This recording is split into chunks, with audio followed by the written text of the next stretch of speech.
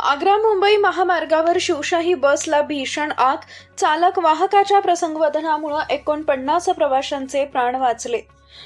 आग्रा मुंबई राष्ट्रीय महामार्गावरील नगाव बारी येथील पोलीस चौकीजवळ सोमवारी नंदुरबार आगाराच्या शिवशाही बसला अचानक भीषण आग लागल्याची घटना घडली.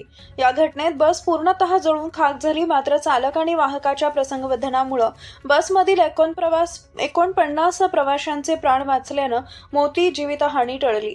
मिळालेल्या माहितीनुसार नंदुरबार आगाराची शिवशाही बस क्रमांक MH06BW 0471 नंदुरबारहून धुळ्याकडे जात होती.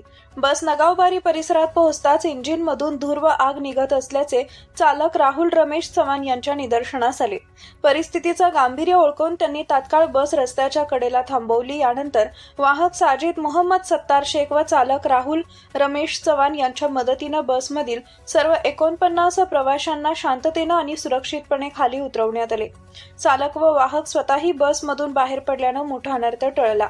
घटनेनंतर चालकानं तात्काळ नंदुरबार आगाराशी संपर्क साधून माहिती दिली. त्यानंतर धुळे महानगरपालिकेचा अग्निशमक दलाचा बंब घटनास्थळी दाखल झाला. अग्निशमक जवानांनी शर्थीचे प्रयत्न करून आग आटोक्यात आणली. मात्र तोपर्यंत बसचं मोठ्या प्रमाणात नुकसान झाले होते.